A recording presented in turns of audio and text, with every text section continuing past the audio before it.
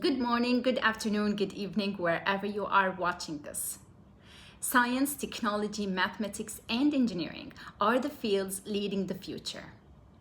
But how can we, people in the STEM field, would be able to lead the future without being able to lead our numbers, our graphs, and even our codes into good words and into proper presentations? We're all working from home during this corona pandemic, and all our presentations are being held virtually. Yet, we need to train ourselves on public speaking skills, not only to be able to recover easily after the pandemic, but also to be better versions of ourselves. I am Hiba Shabrouq. I'm a telecom engineer and a holder of business entrepreneurship master's degree.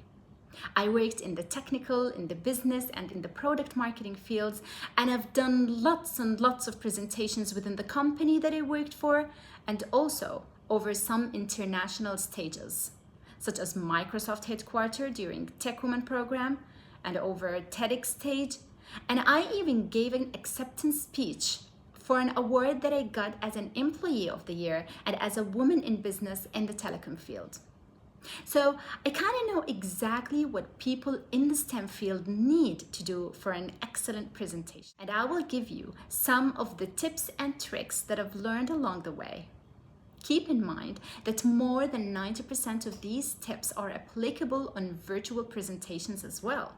So you can start practicing today. So let's start. I don't know if you would believe me if I tell you that you can increase your career value by 50% only by developing one single skill. And that skill would be public speaking, according to Warren Buffett. For those of you who don't know him, he is one of the most successful investors on earth, and he's one of the richest men ever. When we say public speaking, what do you feel? How do you act? Do you feel nervous, afraid, anxious, or uncomfortable? Do you act like this? I'm Chandler. I make jokes when I'm uncomfortable. More than 70% of the population is afraid of public speaking. And in fact, some of them prefer to die rather than standing in front of audience. It's normal to feel this, yet we need to have public speaking mindset in order to overcome this fear. The good thing is that public speaking is not a talent that you are born with. It is a skill that you need to develop by practicing. But why do we, people in the STEM field, need to practice public speaking? We first have to know that public speaking is no longer a skill. It is a key to your success in any field. As a person in the STEM field, I can say that we have this chaos in our minds, these numbers, ideas, graphs, and products, and it would be hard for us sometimes to present them in a smooth way. We're not only expected to speak in public, but also we're expected to speak very well. Remember the last time you gave a presentation to your manager? Remember presenting the achievements of the team in front of the board members? Maybe as a founder, pitching your startup idea to investors. And remember the latest job interview, and even you telling a story between your friends. These are all types of public speaking that we do more than we think on our daily basis. All types of this public speaking fall under two main umbrellas. Your speech is either a prepared one or an impromptu one. A prepared public speech, from its name, it's the one that you know ahead of time that you will be giving, so you have the luxury of time to prepare it. While the impromptu speech is where you are asked to say some few words without preparation. You need to think and speak on your feet. The good thing is that if you master one type, you will do very good in other types of public speaking. Now, each good speech has a good structure. A speech can be divided into 5 sections. The opening, tell them what you will tell them, actually tell them what you've already told them, and the closing. You need to keep in mind that the audience are paying most attention to you during the opening and the closing of the speech. So, in the opening, grab their attention and try to keep it with you along the way. You can start with the fact, with the study, with the story, with the question, with the quote, and some people even like to start with a joke. Yet, if you're not sure that the joke is really funny and you're going to say it in a really funny way, please keep jokes aside. It would be hard to grab yourself after a moment of embarrassment if no one laughs. Then there is a mini section after the opening where you will tell them what you're about to tell them as key points of what you're going to cover. These two sections should not take more than 10% of your whole speech time. The following 80% should contain the content of the speech. State the issue, the concern, the problem, then the solution and some examples and so on. Then again, there is a mini section where you will tell them what you've already told them to wrap up and move to the closing. In the closing, try to end with call to action, maybe a tie to the opening. If you ever noticed, audience start taking pictures for the last 2 or 3 slides on each presentation. They usually see some recommendation that they can benefit from in the future. So make sure your closing is a long-lasting one. Of course, these last 2 sections should not take more than 10% of your presentation's time. So now, as we've talked about the structure of a good speech, let me give you some of the tips that I've learned along the way. I categorized my tips on phases, as long before you speak tips, just before you speak, while you are speaking, and after you speak. They're all applicable for all types of presentations, except that there is nothing to do with the long before you speak phase in the impromptu speeches. So, long before you speak. Once you know that you have a presentation at this time in this room for this audience, you first need to listen to your audience in order to be able to speak their language. Know if they are from the technical department, from the business, from the finance, from the marketing, or which department exactly, to be able to speak their language. The more common between your audience, the more customized your speech should be. Other than that, just keep it general. Once you know your audience, start thinking of the content in flow in order to write your speech in flow and then be able to speak it in flow. Your first draft could be a mess, the second and the third one as well. Try to follow the structure that we talked about, and while you are writing your speech, read your words out loud. You need to know if you sound like an audiobook or as a news presenter maybe, or as an actual excellent speech presenter. When you are done with writing the content, start preparing the slides. Do not overload them with colors, words, or animation moves. Just keep them simple and understandable. Keep in mind that your audience are not just the ones you are sitting with in the room that day. A manager might miss your presentation, but she still needs to understand your slides when you send them to her. While you are preparing your slides, make your numbers and graphs meaningful. Tell a well-formed story about them. I won't dig deeper in the data visualization now because it's a very huge topic, but a side tip for you here: always keep the source of your numbers at the foot of the graph slide. It may be something that you will forget if you have lots of numbers. Ready with the content of the slides? Wonderful. Share your technical requirements with the organizers. You might need a laptop, a clicker, or a mic or so. So order them ahead of time. You also have to keep the dress code in mind. And always remember, as a wise person once said, when in doubt, just overdress. Now, the most important thing you have to do long before you speak is to practice the way you talk, practice the way you'll stand, you look at the audience, practice the time, and even practice mistakes. What if your slides got damaged? What if your code didn't work? Always have plan A, B, and C in your mind. At the day of your speech, and just before you speak, you will start feeling these butterflies in your stomach. Your heart will start beating so fast, and your hands may start to shake. At this stage, your mindset matters more than any public speaking skill you have. Let me tell you a tip that I've learned from my mentor back when I was at Tech Women program. I was supposed to represent my team and give a pitch for 3 minutes presenting a solution that we came up with for a social problem in our country.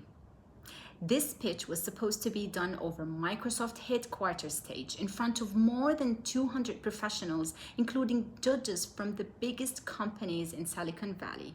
It was challenging. And just before I went into the stage, my mentor Erin told me to do the power pose. It is any pose that will give you the feeling that you are powerful.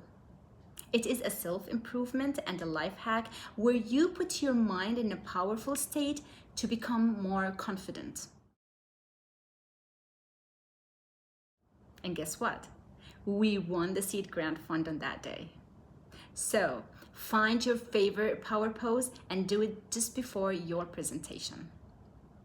Another thing that you might consider also at this stage is to make sure that someone is taking a video for you, if possible, of course, in order for you to work on your strengths and weaknesses afterwards. Now, let's go not to the hardest, yet not the easiest part of your speech. While you speak. Your first words should be full of energy, even if they were simple good morning words. Then, of course, dive into the speech and follow the good structure that you crafted earlier while engaging with the audience through some questions maybe and the tone of voice. You can't say, "I'm happy with our team's achievements" in this sad voice, for example. You should keep in mind that 93% of your communication is done through non-verbal communication, and 55% of that is done through your body language. So yes, actions speak louder than voice. Non-verbal communications include eye contact. It shows confidence and it makes the audience feel that they are really important. It is a feeling that everyone seeks honestly. Use the space wisely. Do not stand still in one spot and do not move a lot. Space usage also gives you a better way to do eye contact. Use your entire body. So use your hands in a proper way and never cross them. Focus on your facial expressions. Again, I cannot say I'm happy with the team achievements in this sad or poker face. Show some excitement or some sadness when needed. To look confident, you always need to straighten your shoulders and to keep your chin up. And you need to avoid repetitive moves. Maybe this, maybe this. These moves will show that you are nervous. You have to avoid that. Are you usually presenting while you are seated? No problem. You still can look confident. Try not to cross your legs, even if you know that the audience might not be able to see them. Just try to put them straight in front of you and put both of your feet flat on the ground, not even pulled back under your chair. This will give you a sharp, confident body posture. To look confident while you are speaking, you should try to, avoid, filler words. Annoying, wasn't that? Words like I mean, are usually used to fill the gaps between words. So try to avoid them as much as you can. Then you need to pause between the main ideas in order to give your audience some time to digest what you are saying and to give you a couple of seconds to breathe. While you are speaking, remind yourself that reading is your worst enemy, whether from slides or a paper. Even if you had to read some numbers from slides maybe, Make sure that your back is not facing the audience. And while you are speaking, keep your eyes on the while you speak feedback. Some of the audience might be nodding, some of them might be smiling, some of them might be bored. So the first kind of feedback you will get is while you are speaking. So pay attention to that. And relax and make sure that it's totally okay to make mistakes. The audience are in most cases on your side, and they are there to let you get over any moment of embarrassment. And it's okay if you forget something. You probably won't forget it if it was very important. And your audience doesn't know the original content of the speech, so they don't know what you forgot unless you tell them.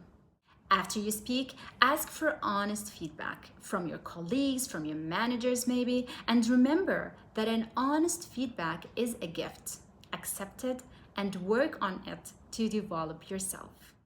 Now, as we talked about the types of speeches, the structure of a good speech, and some of the tips and tricks long before we speak, just before, while, and after doing the presentation, I will tell you about the challenges that I faced during doing my most important speeches and what did I do to overcome them. The most important prepared speech that I gave was over TEDx stage. I talked about how to think as an entrepreneur and act as an engineer. Once I got over the stage, the lights were all I can see. It was hard for me to see the while you speak feedback and even to do with the proper eye contact because I can't see anyone. So I managed to scan in my eyes over the whole auditorium every once in a while, even if I can't do a direct eye contact with the audience. My most important impromptu speech was given as an acceptance speech for a Stevie Award that I won as a woman in business and as an employee of the year in the telecom industry. When I was at the award dinner in New York, I was told that I would be given 30 seconds to do the speech and to talk about anything I want in front of more than 500 professionals and CEOs from around the world. My public speaking mindset was challenged to work quickly to form a speech, thanking everyone who supported me, encouraging women struggling for their success, and representing my country. I managed to do it because I've already been developing my public speaking skills for a good time back then. I honestly never thought that I will need public speaking skills to share my knowledge and my experience. I never thought that I will be speaking over international stages, not even speaking here in the IEEE Women in Engineering International Leadership Conference.